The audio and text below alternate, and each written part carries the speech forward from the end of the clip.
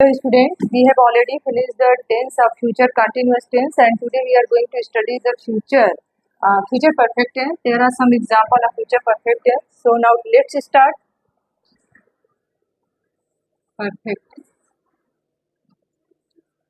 इसे पहचानेंगे कैसे कि फ्यूचर परफेक्ट टेंस है. लास्ट में क्या होगा? चुका होगा, चुकी होगी. और इसका हेल्पिंग वर्ब क्या है? पहले हम इसका स्ट्रक्चर लिख लेते हैं. पहले हम सब्जेक्ट लिखेंगे.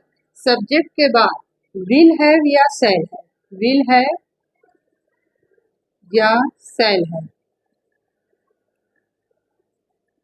प्लस वर्ब की third form plus object. Will है बी के साथ शैल एंड विल है आई और बी को छोड़कर सबके साथ क्या लगाएंगे हम? विल है. तो शैल है आई और बी के साथ और सबके साथ विल है. सब्जेक्ट विल है या शैल है प्लस वर्ब की थर्ड फॉर्म और ऑब्जेक्ट. जैसे एग्जांपल लेते हैं, वह शतरंज खेल चुका होगा.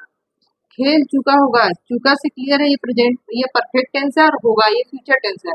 इसका नाम ही है फ्यूचर परफेक्ट टेंस.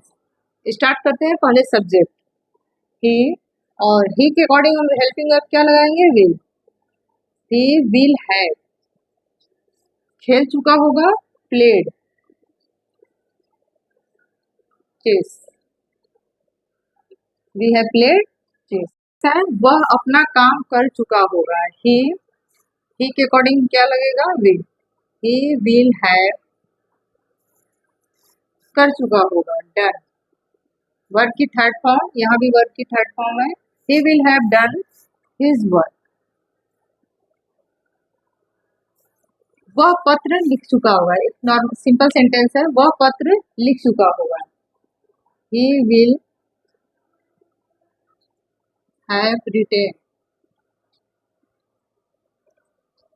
और लेटर. ये सारे सिंपल सेंटेंस है. अगर हमें इसका इंट्रोगेटिव बनाना है, वह शतरंज खेल चुका होगा, हम इसको मत लिखते हैं ऐसे. क्या वह,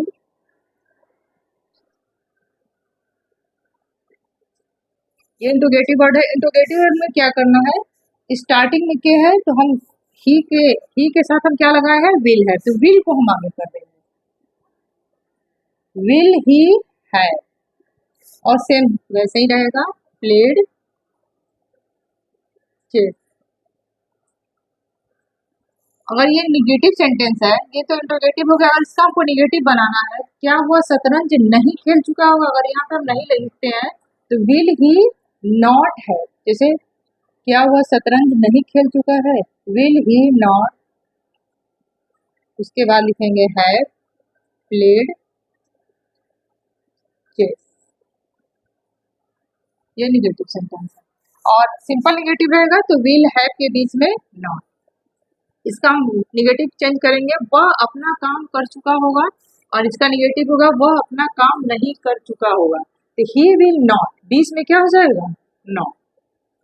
ही will not have done this work. Next है, सूरज छिपने से पहले वे मैच खेल चुके होंगे.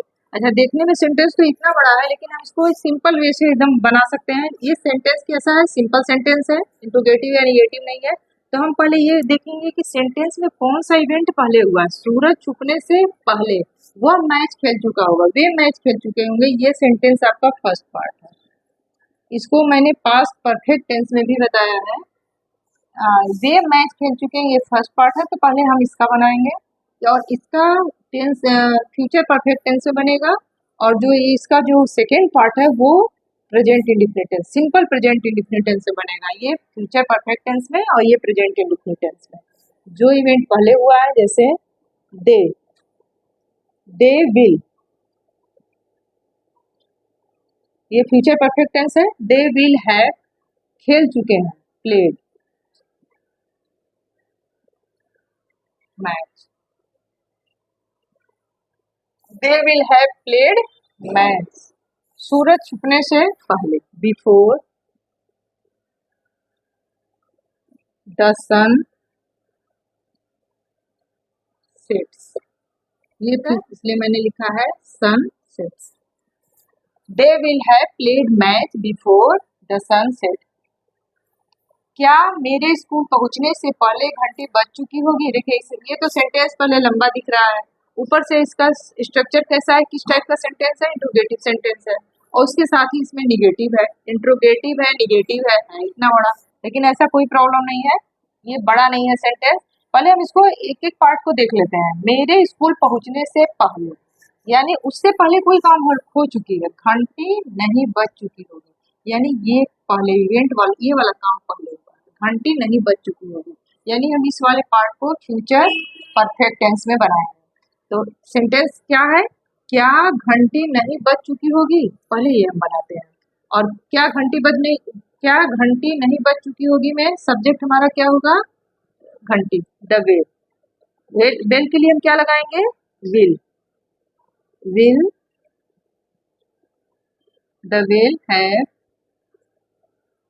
और वर्ब की या निगेटिव सेंटेंस है द बेल, हाँ, उसके बाद हम लगाएंगे विल द बेल नॉट है, निगेटिव है, नॉट है रंग, वर्ब की third form, ring rang rung, before, मेरे स्कूल पहुंचने से पहले।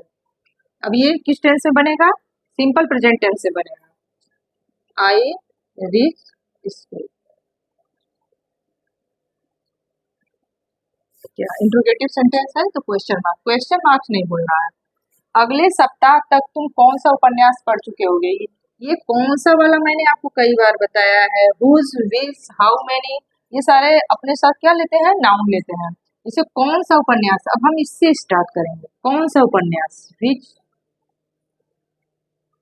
विच नॉवेल, विच नॉवेल, टेंस कौन सा है, चुके होंगे, यानी कि फ्यूचर परफेक्ट टेंस है, तो हम क्या लगाएंगे यहाँ पे, विल, विल, सब्जेक्ट आएगा यू, फिर हैव, निगेटिव रहता तो हम यहाँ पे यू के बाद नॉट लिखते, you have read, spelling same, read by the next week,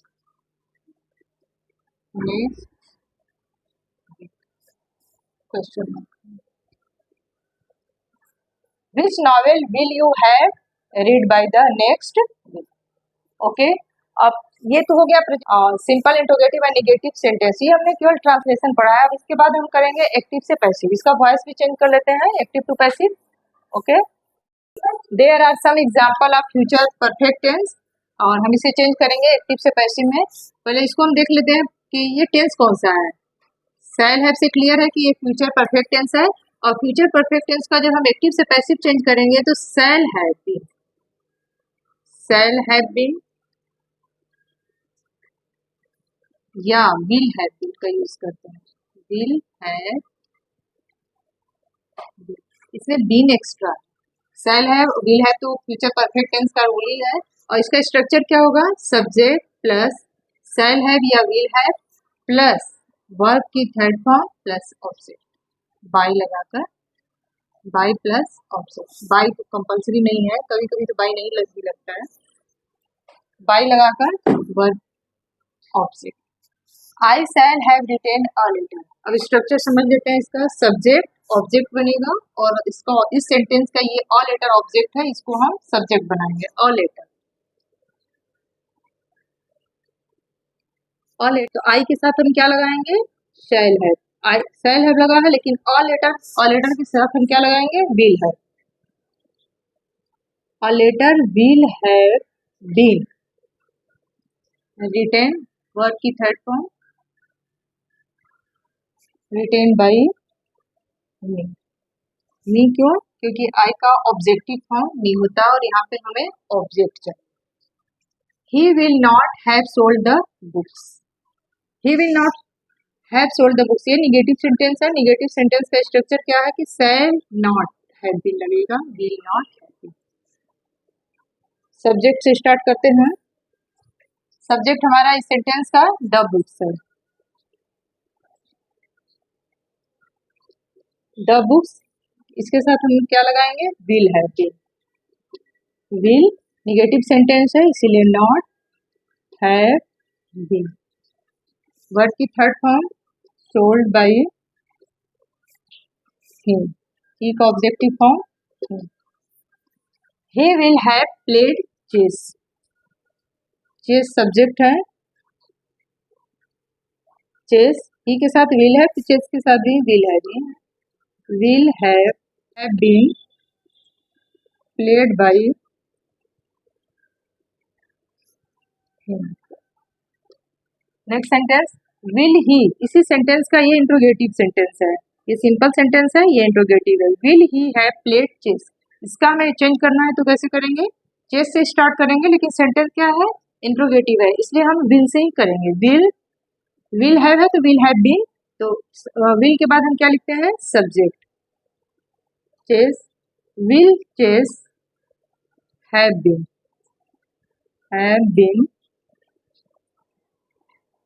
played by, have been played by, verb की third form played by. Next sentence है, will he not have played chess, ये sentence interrogative plus negative है, तो हम इसका कैसे start करेंगे, chess से ही करेंगे, और इंट्रोगेटिव वर्ड है तो इंट्रोगेटिव वर्ड से ही स्टार्ट करेंगे, विल चेस। उसके बाद हम इसमें हैव बीन लिख दिए हैं, हैव बीन, लेकिन हम निगेटिव है तो यहाँ नॉट लगा देंगे, हैव बीन वर्ब की third form played by him. बहुत ही सिंपल स्ट्रक्चर है, this is the simple structure of active to passive for passive voice. अब थोड़े से डिफरेंट रूल होंगे, और एक्टिव पैसिव अभी हम तो टेंस में पढ़ रहे थे, हम लोग टेंस में ही वॉइस चेंज कर रहे थे, लेकिन हमारा जितना भी एक्टिव से पैसिव होगा अब सारा मिक्सअप होगा, सारे टेंस का मिक्सअप होगा।